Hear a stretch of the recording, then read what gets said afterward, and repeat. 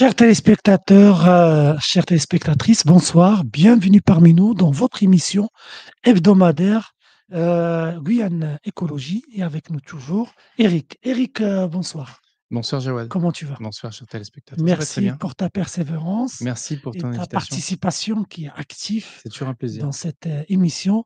Aujourd'hui, on va parler d'un thème.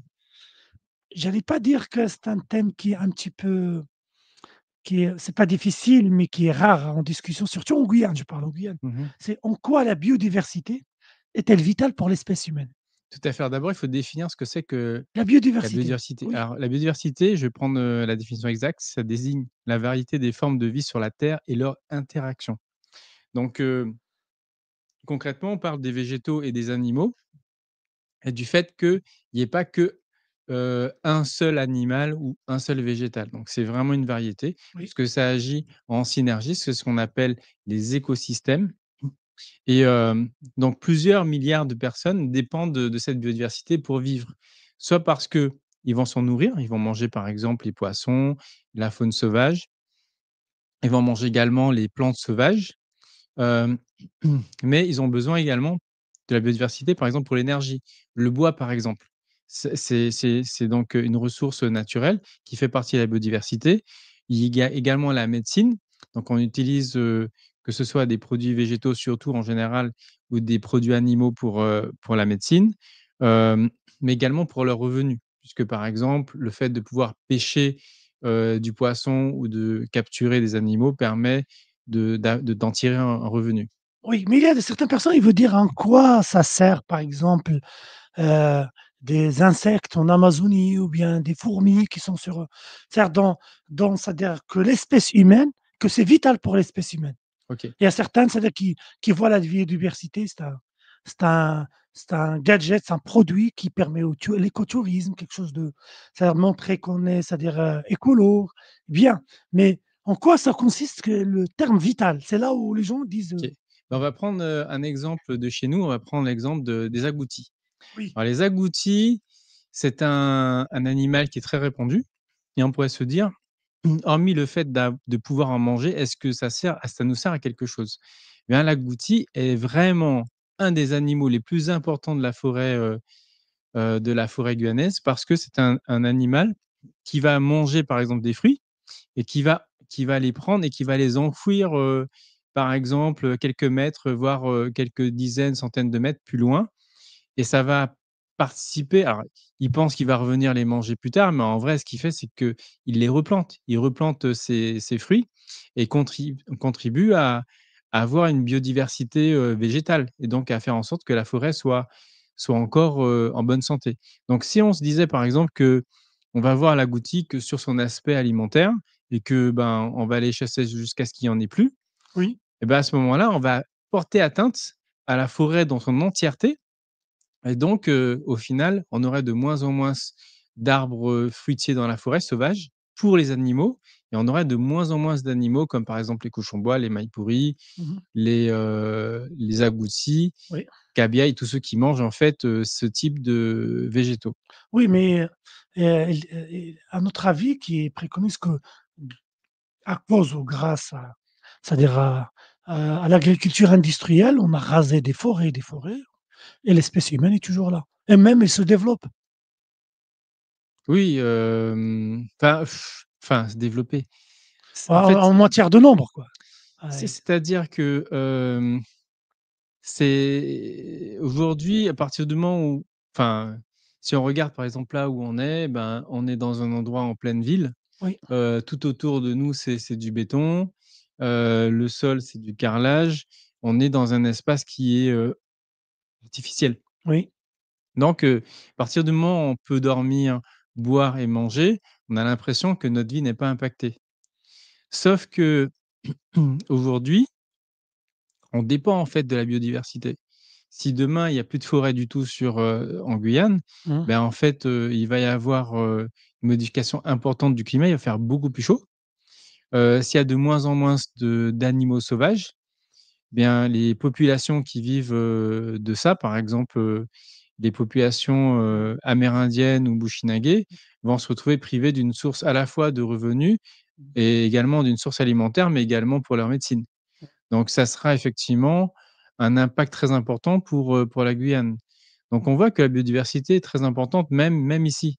Simplement, c'est qu'on a tendance à ne voir que des choses qui sont, qui nous impactent directement.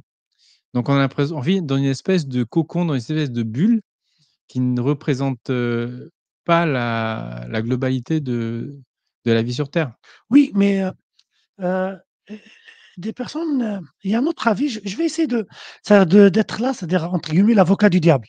C'est-à-dire il y a des gens qui disent: «Bah, pour que c'est-à-dire le nombre des êtres humains sur terre, il augmente, donc de façon c'est-à-dire c'est-à-dire arithmétique et il faut c'est-à-dire, il y aura une disparition de certaines espèces, certaines chaînes alimentaires malheureusement et qu'on n'a pas le choix».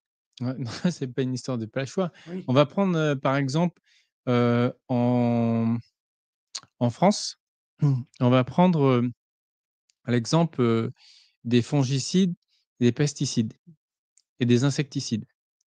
Donc, quand vous mettez, par exemple, des fongicides, des pesticides, des insecticides, par exemple, sur des cultures, qu'est-ce qui se passe? Bah, forcément, sur ces cultures, vous avez moins d'insectes, mais pas Mmh mh. forcément que les insectes ravageurs.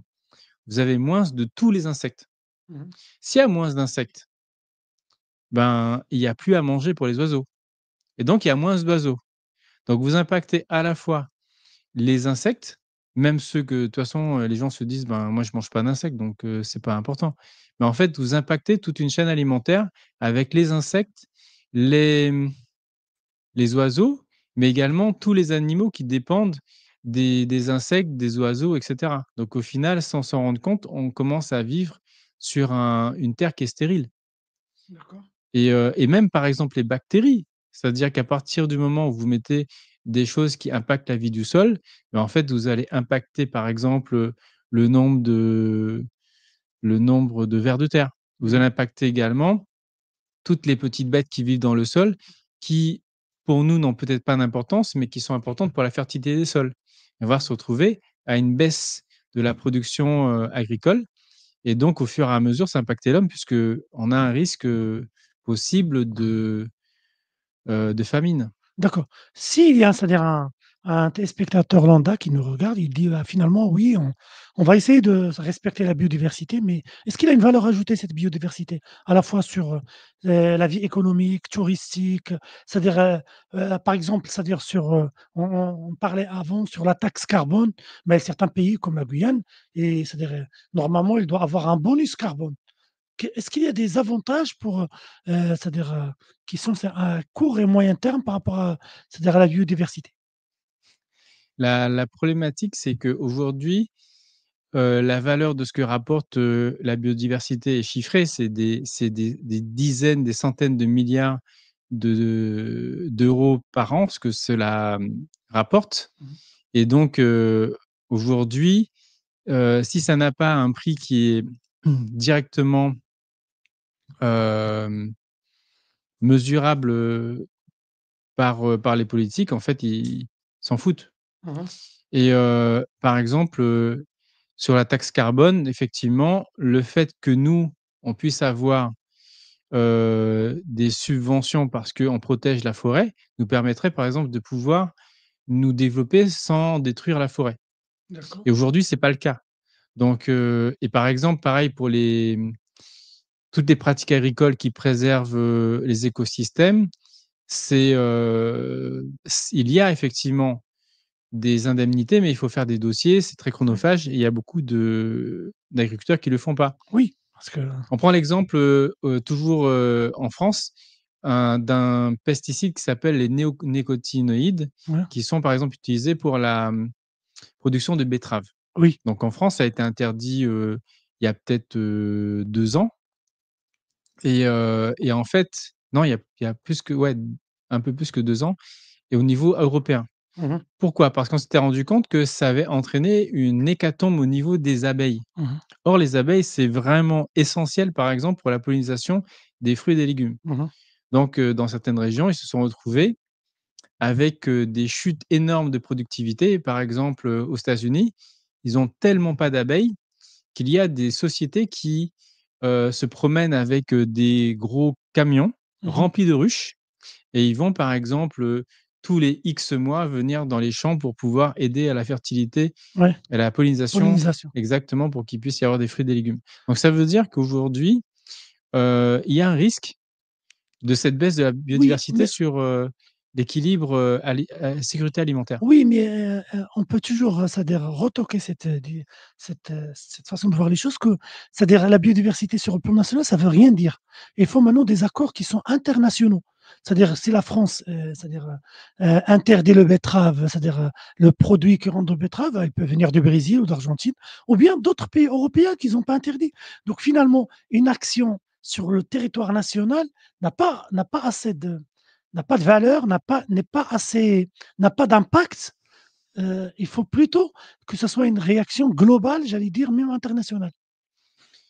Ah, c'est tout à fait vrai. Sauf que si, par exemple, vous êtes d'accord pour détruire la totalité de vos abeilles sur votre sol, par exemple en France ou en Guyane, parce que vous estimez que les abeilles ne sont pas importantes et que vous préférez l'argent plutôt que sur le long terme, la sécurité alimentaire, ben, vous allez vous retrouver avec une agriculture qui va vous allez sauver effectivement les betteraves Ouais, de France, mais vous allez en fait tuer, le reste de la production végétale, française.